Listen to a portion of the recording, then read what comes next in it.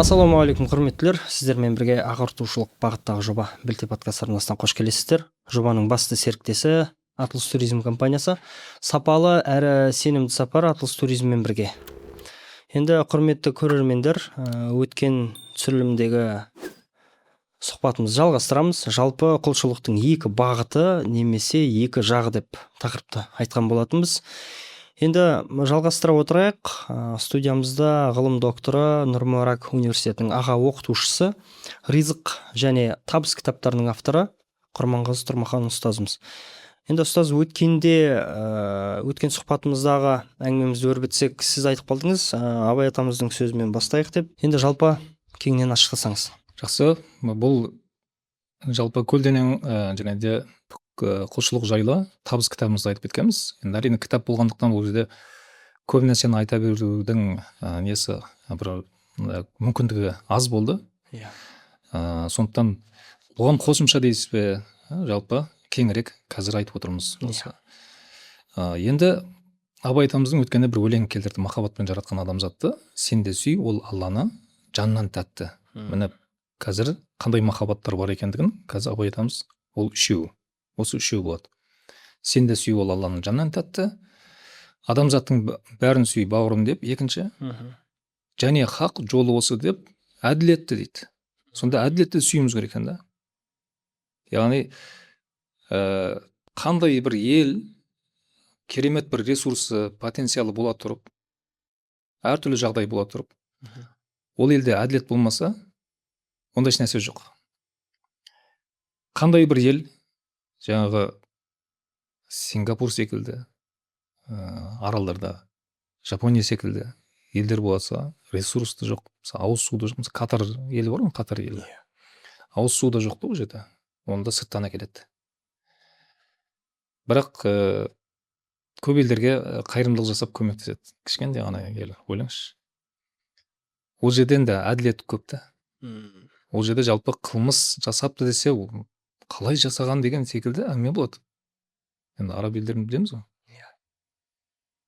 Сонда әділет болып тұр ғой негізінде. Басты ресурсымыз сол болу керек екен.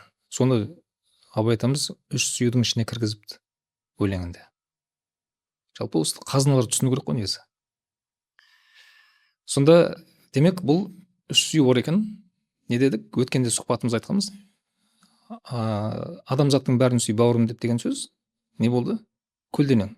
Оның алдында не деді? Ол алдында қатарда сен де сүй, ол Алланың жаннан тәтті. Енді сұрақ: қалай сүйеміз? Көлденеңнен бастаймыз. Үшінші сүю ол және хақ жолы осы деп, әділетті, яғни Аллаға алып баратын, хақты алып баратын, зұлымдық емес, мысалы дұрыстыққа алып баратын нәрсе, ол әділдік екен. Әділетті сүй дейді. Әділетті қалай сүйеміз? Таразы басын тең ұстау. Мысалы, ешкімнің уақытын алмаймыз. Ешкімге салмақ салуымыз келмейді. Қызметіне төлейміз. Міне, әділет қой өйткені. Мысалы, енді кейбір жерде айтып кетейін, тағы бір, енді ол өзіміздің елімізде болып жатқан нәрсе ғой. Кейбір дүкендерге барамын да мен. Іште реніш туады. Қалай? Ана есікке закрыто деп қойған. Неге екі тілде жазбасқа?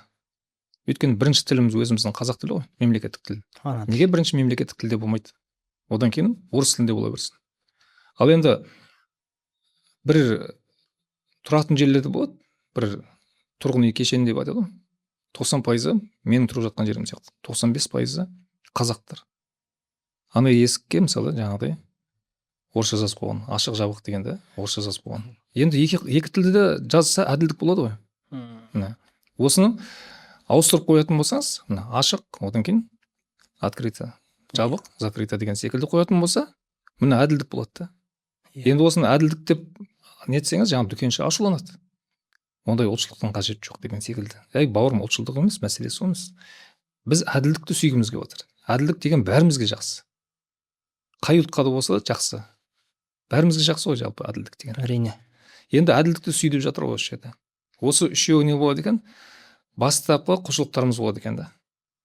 Көлденеңі бар, тігі бар. Солай ғой. Алла тағала біздің әділдігімізге мұқтаж емес, әділдікке бәріміз мұқтажбыз. демек ол да көлденең екен. Енді осыдан кейін не дейді? Осы үш сүйі болады имани гүл дейді.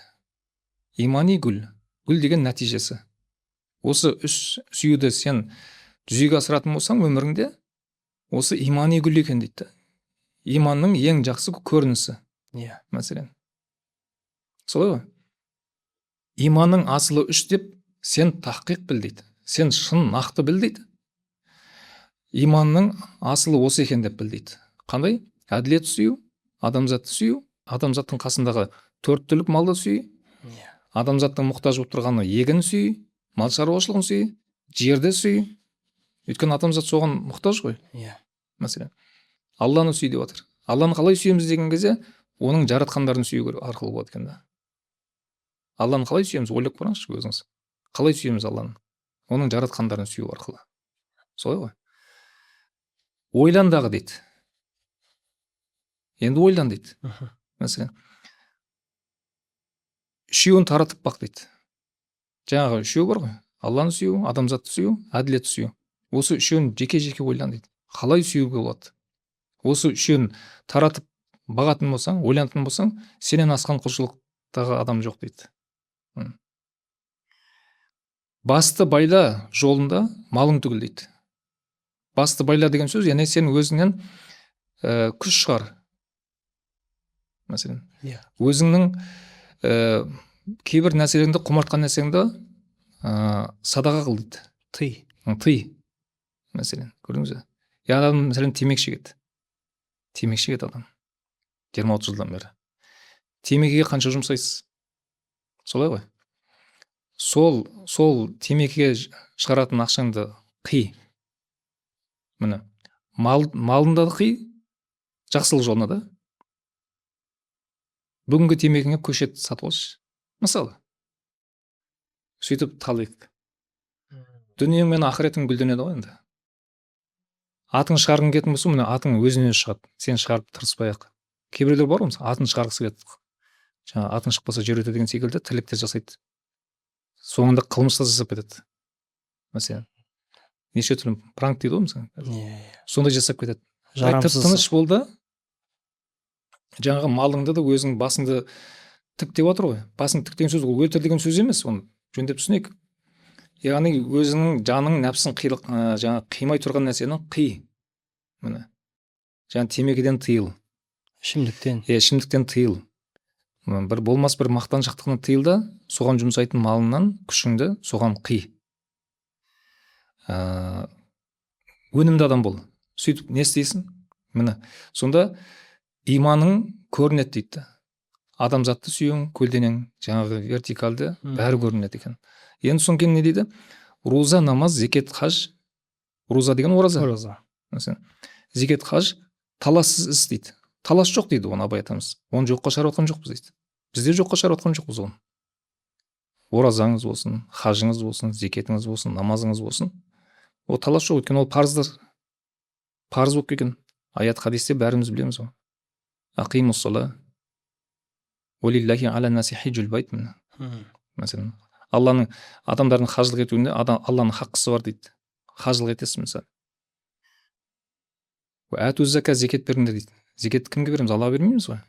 Зекетті мұқтаж жандарға береміз. Ауру бар, сырқау бар, жетім бар, жесір бар деген секілді мұқтаж бар. Мәселен, соларға берген кезде Алла разы болады екен. Сонда құлшылық, көлденең құлшылық арқылы тіке құлшылыққа өтіп кетеді екенбіз да.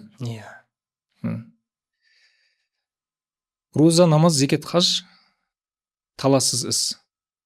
Көріңіз. Жақсы болсаң, жақсы тұт, бәрін тегіс дейді. Сен жақсы болсаң, жақсы адам болатын болсаң, жаңа әлгі төртеуінде жақсы тұт дейді. Ораза тұт, жақсы. Жақсы, намаз тұт деген ұстан деген сөз ғой. Соны орында кемеліне келтір. Бірақ ол үшін сен жақсы болуың керек дейді. Жақсы болуды үйрену керек дейді. Яғни ол қалай жақсы болу? Көлденең құлшылық.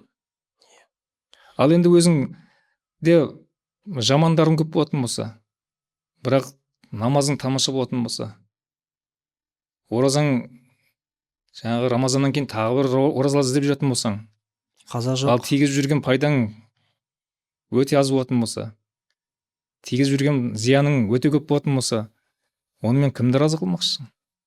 Өзі Алланы разы қылу адамдарды разы қылумен басталады ғой негізінде, айналаны разы қылумен. Қурап тұрған бір егінге су берсеңіз де олар өзінің хал тілімен сізге рахмет айтады. Мәселен, өзіңіз сезесіз, жүрегіңізде бір жақсылық жасағаныңызды, жаңағы моншадан шыққан сияқты кіріңізді тастаған секілді өзіңізді бір сергек, жеңіл сезінесіз. Жаны рахаттанады адамның. Мәселен, солай ғой. Өз көрген түсіңізде сонымен жақсы болып кетеді өзі. Мәселен, анау бір кейбір адамдар айтады, мысалы, жаман түс көремін ылғи, түсіңде емес, онда өңіңде дұрыстасаңшы, түсіңде жақсы түс көресің мысалы. Жалпыша түс көру деген мәселені кішкене айтып кетейін, сұрайыншы. Жалпы ойлап жүрген нәрсесін көріп қалуы мүмкін ғой адам, иә? Мысалы. Әрине. Көп ойлап, көп істегісі келіп жүрген. Демалып жүреді мәселен. Әйтпесе бір қылмысты бастағысы келіп жүреді. Біреудің жаңағы қалай алсам екен, қалай жеп қойсам екен, қалай алдасам екен, парасын қалай алсам екен деген секілді. Сол түстердің өзі бір майда шүйде бір бас ауыртатын түс бар болып кетеді да. Сол тақылеттес, сол деңгейдегі. Енді Абай айтамыз деді, роза, намаз, зекет, хаж, талассыз іс деді. Талас жоқ деді. Жақсы болсаң жақсы тұт, бәрін тегіс. Енді бастапқы үшін бекітпей, бастапқы үш деген не еді? Бағанағы алдыңғылар. Алланы сүю, адам сүю, әділетті сүю. Бастапқы үшін бекітпей, соңғы төртеу қайсы? Роза, намаз, зекет, хаж. Көрдіңіз бе? Яғни қалай? Бастапқы үшін бекітпесең, ол қандай? Көлденең құлшылықтар ғой. Адам сүю, әділет сүю. Сол арқылы вертикальді құлшылықты қамтып кетті. Осы үшеуін сен бекітпесең, өзіңде қалыптастырмасаң. Солай ғой. Қалған соңғы төртті қылған менен татымды бермес жеміс дейді. Яғни мен керемет жасаймын. Оразадан ораза тұтамын, намаздан намаз қыламын, тахаджудқа тұрамын. Солай ғой. Мешітке қалмай намазға барамын, жұмаға асығамын, біреудің көшеде алдына шығып кетемін, жолына түсіп. Немесе асық бара жатырмын деп, күздің күні болса жаңбырдың суын шашып кетемін жаңағы.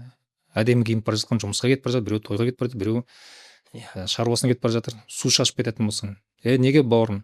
Мен жұмаға асып бара жатырмын ғой. Жұма асықсаң, сен ана адамның неге зиян келтірдің? Сен асықпай жүр.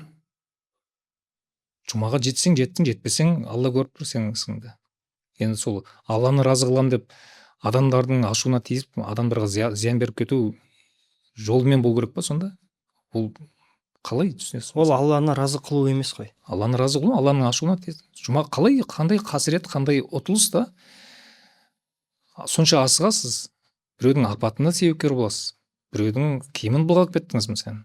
Біреудің алдына түсіп кеттіңіз жолда да. Қорқыттыңыз ол адамды. Көрдіңіз бе? Бір хадис айтады, мұмин адамды қорқытпайды. Көрдіңіз бе? Үркітпейді дейді, үрей салмайды дейді. Жалпы үрей салу, қорқытып қою, мысалы, әбіржітіп қою, ол мен мұсылманның тірлігі емес. Кейбірлер түр жасап алады ғой, мысалы, кейбір адамдар. Түр жасап алатындар бар да. Бүйтіп саған қарап, сұсты болып көрінгісі келеді ше. Бірақ енді Алла ол нәрсеге шақырған жоқ қой. Жаңа хадис енді ол көрінісі де соның нақ хақтыры. Сондықтан көзбен, түрмен, денемен алам деп бір киіммен мысалы кейбір адамдар бар, мысалы жаңағы намаз оқитын адам ба деген секілді сіздің түріңізге қарайды. Мені көп сынайды, мысалы, адам сақалы жоқ, неге мысалы дін айтады деген секілді. Енді бауырым жақсы мойындаймын. Жалпы ана хадис айтады, бір хадис айтады, дін жеңілмейді дейді. Көріңіз. Дін қашанда жеңімпазды. Қалай оның мағынасы не? Бүкіл діннің ірісі бар, майдасы бар, оның бәрін алып жүретін адам жоқ екен. Адамзат, әр адам өзінің шамасы қайсысына күштірек келеді, соны алады. Айтам, жақсы, бұл жағынан мүмкін сенің көзіңде айыпты шығармын. Бірақ менің де бір кейбір істерім бар, сен оның қолынан келмейді дәл қазір. Мәселен, солай ғой. Сондықтан жаңағы хадис айтады ғой, Алла Тағала сіздің сыртқы кейіптеріңізге қарамайды. Солай, денелеріңізге қарамайды. Сіздердің жүректеріңіз бен амалдарыңызға қарайды дейді. енді амалымыздың өзі біз бір адамға тәкаппарлана қарап тұрып, мынау бір адам жәннаттық па, мына бір адам қалай уағыз айтады деген сөздің өзінің ішінде тәкаппарлық деген тұнып тұрғанды. Ол тәкаппарлықпен кетіп қаламыз біз. Біз сақал қоймады деп кетпейміз ғой тозаққа адам. Ондай бір естіген жоқпын, аят бір хадис жоқ мәселен. Ал енді тәкаппарлығымен кетті деген сөз оны аят хадис толып тұр жалпы. Шаңның тозаң. Міне көрдіңіз бе? Өйткені сол арқылы адамзатқа не береді? Жамандық береді. Бағана айтқан адамзаттың бәрін сүй деген шықпай қалып тұр ғой. Міне қай дін болсын, қай ұлт болсын, сырты қандай болсын, мәселен, жалпы сен бәріне қызмет ет, бәрін кешіріммен қара деген сөз ғой. Сүй деген сөз мәселен. Әйтпесе сүю қалай басылады? Сүю қалай жүзеге асады? Егер сіз кешіріммен қарамасаңыз біреуге. Айыбын жасыру деген сияқты мәселелер ғой енді. Әлбетте. Жақсылығын асып, жамандығын жасыру мысалы. Ол да сүюден ғой. Мәселен. Умраға баруды жоспарлап жүрсіз бе? 16 жылда 70 мыңнан астам қажыны ұлы сапарға жіберген Атлас туризм компаниясы сіздің де умра сапарыңыздың сенімді серіктесі болуға дайынбыз. Эйр Астана әуе компаниясымен ұшып, 4-5 жұлдызды қонақ үйге тұрақтап, білікті диетуста жетекшілігіңізбен умраңызды атқарыңыз. Сіздің қасиетті мекендегі құлшылыққа толық көңіл бөлуіңіз үшін сіздің барлық жағдайыңызды толық қамтамасыз ететін боламыз. Ұшу Алматы, Астана, Шымкент, Ақтау қалаларынан жүзеге асады. Толық ақпарат алу үшін төмендегі WhatsApp номерге немесе описаниядағы ссылкаға өтіңіз. Енді байқағанымыздай көпшілігімізге алтын сырға бұл Абай атамыздың өлеңінде жаңағы алдыңғы үшеуі, яғни әділетті сүю, Алланы сүю, адамзатты сүю арқылы біз мына кейінгі төртеуіне жақындаймыз. Сол өзі келеді деп тұр да. Әйтпесе жоқ дейді. Сондықтан біздің қоғамға да көбірек осы нәрсеге былайша айтқан кезде назарды беру керек. Яғни жаңа айтқан жол жаппау, балағат тамау, ешкімге былайша айтқан кезде зиян бермеу. Түрімен де, ісімен, амалмен, білмеймін қандай нәрсе бар адамда. Барлық мендегі ресурспен ешкімге зиян бермеу керекпін ғой мен. Солай деп ұғыну керекпіз ғой мысалы. Иә. Бұл қарайсыз мәселен. Демек көлденеңді разы болу керек болатын болса, бұл жерде тек біз бәрін ескеруіміз керек онда. Адамзатқа, басқа тіршіліктерге қалайсыз жақсы. Мысалы, енді кейбір адамдар мен оны сынағанмын емес, әрине жөндеп, жаңа көрерменде дұрыс түсінсін. Ақша тапса тек мешіт сала беретін адамдар бар. Мүмкін ол жерде мешітке мұқтаж емес халық. Халықтан сұрау керек та. Яғни ол Алла разы болсын ол кісіден, Алла бағаласын ол адамның ниеті дұрыс. Бірақ ниет деген тек біз айттық қой, жалпы білім керек та. Білім керек. Білімсіз адамның құлшылығы да Абай атамыз айтқан секілді, көрдіңіз орында болмай қалды кейде. Қарайсыз, жол онша емес пе? Сол ауылға апаратын. Мәселен, бір адам егін еккісі келеді, қаражат таппай жатқан шығар. Bir адам мал баққысы келеді, қаражат таппай жатқан шығар. Жалпы ауылда су жоқ шығар, ауыз су. Құдық қаздыр сол ақшаға. Сонда бұл көлденең құлшылық қой енді. Ал енді жаңа оларды жасамаған кезде, тек мешітке арнайтын болсақ, сол мешітте оқитын адам таппай қаламыз. Ауыл көшіп кетеді. Ауыл егін болмаған, малы болмаған, құдығы, ауыз су жөнде болмаған, жолы дұрыс болмаған ауылда кім тұрғысы келеді? Сөйтіп үдере көшеді қалаға. Ана ауылды сақтап қалар едің ғой. Ол мешітте оқитын адамдар болмай қалды, ертең 10 шақты адам болып қалады. Солай ғой. Кейбір ауылдарды көреміз ғой, мысалы. Ол мешітке, кішкентай мешіт бар, ауыл адамдары толмайды сол жерде. Неге? Өйткені отбасылар көшіп кеткен. Ең қажетті жаққа қарайық та. Осы жерде құлшылықтың жаңағы біз білмей жатқан тұстарымыз көрінеді да. Мысалы, бір хадис айтты. Ахабуннас илаллахи анфаухум линнас. Аллаға ең сүйікті құл, ең сүйікті адам, адамдарға ең пайдалы адам деп айтты. Сонда міне ең сүйікті адамға, Аллаға ең сүйікті адам болу үшін ол қандайды? Тік құлшылық қой, вертикальды. Адамды ол қалай құлшылыққа қол жеткізеді деген кезде адамдарға вертикальды түрде. Вертикаль түрде көрдіңіз бе? Яғни бір түсінетіміз вертикаль түрде ол үшін не болу керек? Горизонталь түрден орындау керек екен. Солай ғой, горизонталь түрде. Қалай? Мен ахабунас илаллахи анфаухум линнас. Адамдарға ең пайдалы адам, міне, горизонталь түрде құлшылықты жүзеге асырған адам Аллаға ең сүйікті адам деп айтты. Сонда біз айтып жатырмыз қазірде, өткен сұхбатымызда айтқанбыз. Осы адамдар көп білмейді да, мысалы жалпы қазақ деп жатқан жоқпын, жалпы мұсылман жұрты көп осыған мән бермейтіндігін байқадым да. Яғни оразам жақсы болса, тахаджудым дұрыс болса, жаңағы қадір түн ұйықтамай өткізсем жақсы болса, дұға етіп, ертең сен жұмысыңа бара аласың ба? Жұмысыңа сен адамдар мүмкін дәрігер болсаң мұқтаждар келіп тұрған шығар. Солай ғой. Жаңағы сауда дүкенінде болатын болсаң, сен дүкеніңе, немесе жаңа дәріхана болатын болса, дәріханаң жабық тұруы мүмкін. Неге? Мен түнде жаңағы естігеннен, қадір түн өткізгеннен. Сен дұғаң күнделікті өмірмен ұштасу керек қой. Солай ғой.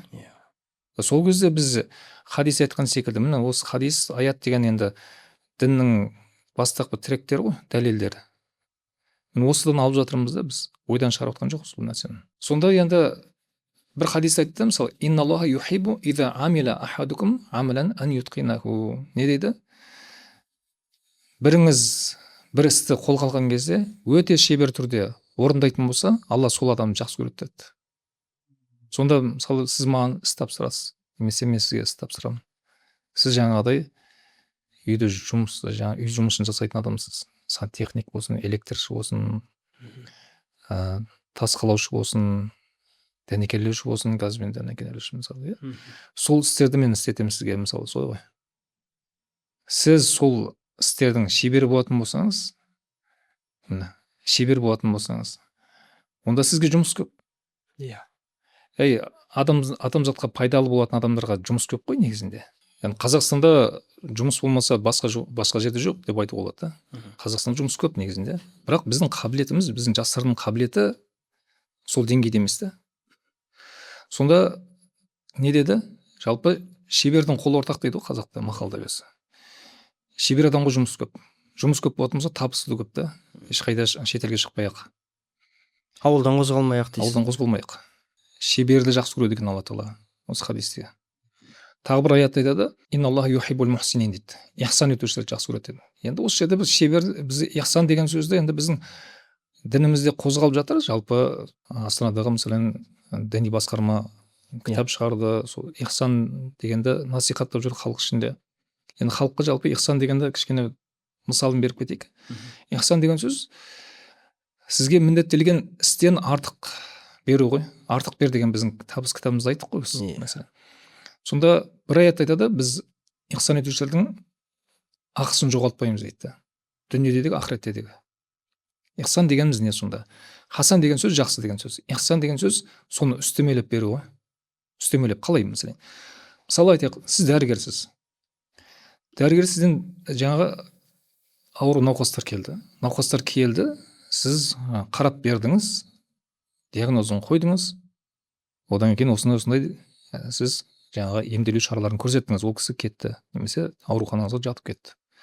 Одан кейін де артынан хабарласып тұрыңыз, ол ихсан. Ал шеберлік ше? Шеберлік жаңағы сіздің емделу процесс үрдісінде көрсеткен әрекеттеріңіз. Немесе одан да бір жатық бір мысалды айтайық. Сіз құрылыс жасайтын адамсыз, жөндеу жұмысын жасайтын адам. Келдіңіз, содан кейін шебер орындадыңыз ісіңіз шебер. Мін жоқ. Дизайн болсын, немесе жаңа құрылыстың өзінің қабырғалар болсын, шатыры болсын, басқа болсын. Ана кісі сізге разы болды. Солай ғой. Ол кісінің айтқандай жасап бердіңіз. Ал айтпағандай ше, қалай? Ол адам білмейді ғой, құрылысшы емес қой. Бір нәрселерді білмей қалды, содан кейін айтқан жоқ, ескерткен жоқ. Сіз білдіңіз, айтпағаннан кейін жасаған жоқсыз. Шеберлігіңіз осыдан жоғалып кетпейді, шеберсіз ісіңізде. Сөз жоқ. Ал ихсан адамның өзінің арымен өлшенуі да. Содан кейін ол не істейді? Ихсан ететін адам арымен қарым-қатынас жасайды ғой. Жоқ, мен мына кісі айтпады ғой. Мен осы нәрсені де жасап берейін айтпағанын. Өйткені мен 1-2 жылдан кейін мынау қайтадан бір қиыншылық шығып тұрмасын. Солай ғой. жаңағы бір адамдар сізге бір істі тапсырады, тағы бір тігінші болсаңыз да, малшы болсаңыз да, не істейсіз? Жаңағы хадис айтады ғой, екі адам саудаласса, екеуі де бір-біріне жаңағы қолындағының айыбын, кемшіліктерін айтатын болса, олардың саудасына береке кіреді дейді. Ал екеуі де бір-бірі, немесе екеуі немесе бірін-бірі жаңағыдай расын айтпай, ашықтамай қоятын болса, саудасының берекесі жоғалады дейді. Бурика лахма фи байихима мухиқат баракату байихима деп айтады сонда. Берекесі келеді, берекесі артады деген сөз қашан? Ол ихсан еткен кезде болады екен да. Мысалы, сабақ бересіз, жақсы түсіндіресіз, қосымша жаңағы түсіндіру жолдарын, шараларын жасайсыз, слайд қойып, тақтаға шығарып деген секілді. Бұл шеберлік. Ал шеберліктің үстінде ихсан ететін болсаңыз, онда арыңызбен қалай хабарласып айтасыз? Мысалы, кешегі сабақты түсіндіңіз бе? Міне бұл ихсан. Біз осыған жете алмай жүрміз.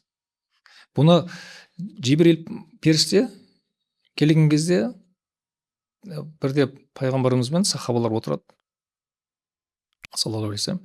Сол кезде Жибрил періште дәріс өтуге емес, осыны түсіндіруге келеді. Үш сұрақ қойды ғой. Ислам деген не? Иман деген не? Ихсан деген не деп. Ихсанға айтып жатырмыз, яғни ихсан жайлы айтып жатырмыз. Ихсан деген не деген кезде пайғамбарымыз жауап береді.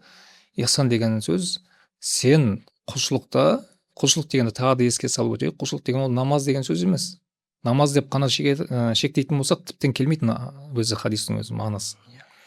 Құлшылықта Алла сені көріп тұрғандай орындау дейді. Сен Алланы егер көрмесең дейді, Алланы біз көрмейміз ғой онсыз да. Алланы көрмесең, жүрек көзімен көрмесең деген сөз ғой енді ол. Ждан көзімен көрмесең, мына көзбен емес, әрине мына көзбен көре алмаймыз оны.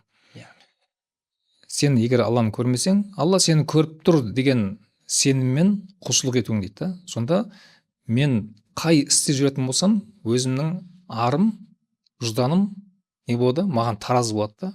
Абай айтамыз айтады, мысалы жаңағыдай. Таразыда қазда өз бойында дейді. Таразыда қазда өз бойында. Наданның сүйенгені көппен дүрмек деп айтады жаңа. Сонда адамның өзінде таразы болу керек, өлшеу.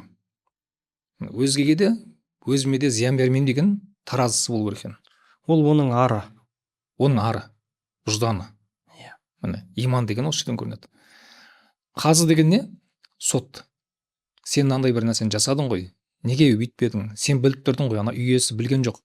Сен осыны ескертіп, одан да тамаша жасамадың ба? Сен қолынан келетін еді ғой. Сенен үміттенді ғой. Сені жақсы деп шақырды ғой. Саған жұмыс тауып берді. Сен ақшасын алдың.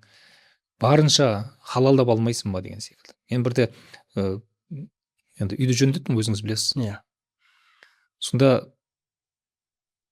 көп адам ол кісінің айтуына қарағанда, жаңағы ақшасын жұмысты бітіріп болған екен қайта-қайта сұраумен береді екен да. Мен жалпы жұмыстың ортасында беріп тастадым ақшасын, барлық ақшасын. Ол кісі қуанып жаңағыдай нетті да, бала шағама жақсы болып қалды. Мектеп басталар жақында. Сол уақыттар еді ғой, тамыз айында. Сөйтіп қатты қуанып қалды ол кісі. Көрдіңіз бе? Яғни бұл деген сөз не? Бұл ихсаннан. Қалай? Хадисте айтады ғой, бір хадисте саған жалданып жұмыс деген адамның теріс кеппей тұрып ақысын бер дейді. Бізде керісінше ғой, берме дейді. Берме, неге беріп қойдың дейді. Асықпа істесін, ол бітірсін. Сосын мақтанады. Мен бүйтіп мынаны істеткіздім. Бір-біріне андай күліп, мысқылдап, ананы құл сияқты көреді да. Бір жалшы сияқты. Мынаны істеп отыр, айттым, мынаны істе деп айттым. Мен көп естимін сондай нәрсе. Қарап тұрып анаң қарның ашады. Алла, не ұттың одан сен? Сен сол деңгейге түсесің күндердің күні, байқамайсың бірақ ертең өзің. Дәл сондай көрініс болмаса да сен өзіңді көрмесе балаңда көрінеді ғой. Ол ең балаңа қалай қарайсың? Мысалы, сен балаң бір нәрсеге адамға жалданып жұмыс жасады, оны ақысын бермей жүр. Сен қабірде болсаң да, дүниеде болсаң да қиналасың ғой жалпы. Ол нәрсе білінеді. Сосын мақтанады ше, біреуге жұмыс жасатқанға. Ол өзің де біреудің жұмысын жасап жүрсің ғой енді. Сол кісінің жалпы қажетін өтеп берді. Ол кісінің анау бала шағасы неге келеді екен да? Алтын Ордаға келіп, керек жарығын алады екен. Жұбайы келеді екен. Жақсы оқып қалды деп қуанып жатыр да. Енді ол бала шағасы да қуанды ғой, бір адамды қуандырумен. керісінше бір істер болды, тағы бір жөндеу жұмыстары керек болып қалды. Соның ақшасын берген мен. Кейін келсем, жаңағыдай шалаптау істеп кеткен екен да. Міне көрдіңіз бе, міне сондай нелер бар. Яғни ол енді анау берілген ақшаны да адалдап алған жоқ та негізінде. Енді ол адал ақша болмаса, ол адамның әлбетте осы дүниеде көрінеді. Енді бір аят айтады, жаңағы жақсылық жасасаң да жамандық жасасаң тозаң салмағандай болатын болса, оны көреді деп айтады да. Жақсылықты да көреді, жамандықты көреді екен. Көрініс береді да өмірінде. Сондай енді, бірақ содан деп ойламайды ғой оны. Одан деп ойламайды әрине. Ол неге өйтіп ойламайды? Өйткені біз оны осы көлденең вертикалды деген тік құлшылық дегенді әңгіме қылмаймыз. Ол намаз оқысам болды деп ойлайды. Намаз оқысам болды, мен жәннатқа кірем деген секілді сөйтіп жүреді. Бірақ жаңағы жұмыс істесе шалапылау істеп кетеді. Сен адамның хаққысын жеп отырсың ғой. Адамның хаққысын жеген адам, ол көлденең құлшылықта міне көрдіңіз, ұтылып жатқан адам. Ол Аллаға қалай жағуы мүмкін? Ол мүмкін емес қой. Мүмкін емес қой. Мысалы, бір адам былай бір тәмсіл қойық. Мысалы енді әрине Аллаға бір мысал келтіру бір кішкене не болар, бірақ мысал келтіріп түсіндіру үшін. Бір адамға зиян бермейсіз да, бір адам разы қылғыңыз келеді, бірақ соның баласына зиян келтіресіз. Ол ата-анасын қалай разы қыласыз, егер баласына немесе оның етіне, немесе мысығына, немесе төрт түлік малына зиян келтіріп жатсаңыз, мүлкіне, қалай ол адамды разы қыламын деп ойлайсыз? Мүмкін емес қой, ол мүмкін емес. Қалай логика көтереді? Енді ол Алланың бір құлын, өзіңіз сияқты мұқтаж құлын, қалай ашуландырып Алланы разы қыламын деп ойлайсыз? Ол мүмкін емес та. Осы жерде осылай түсіндірілмегендіктен біз тек намаз оқысақ болды екен деп жүреміз да. Біздің ең көп ұтылатынымыз, қарасақ ақыретте намазымыздан бір тиын пайда жоқ болып қалады. Неге? Өйткені біз өмір бойы жаңағы өзімізді пысық көрсетіп, жамандық жасағанымызбен мақтанып жүрген адамдармыз да, надан адамбыз. Ал ол бізге дүниеде де ақыретте де пайда бермейді. Ол намазымыз болсын. Сондықтан біз не істеуіміз керек? Барынша өзіміз секілді көлденең, яғни көлденең деген сөз қазіргі мен өмір сүріп жүрген жерде, жер ортасында, жерде, суда болсын, басқа да болсын, кім, қандай адамдар өмір сүріп, қандай тіршілік иелер, өсімдік пе басқа, мен барынша зияннан тартуым керек қой, жақсылықты солай бастауым керек та. Сол кезде Алла менен разы болады. Құрметтілер, бүгінге осымен сұхбатымыз тәмам. Баршаңызға пайдалы болсын. Арнаға тіркеліп, пікір қалдырып, лүпіл басып көпшілікке тарата отырыңыздар. Баршаңызға Алла тағала пайдалы етсін.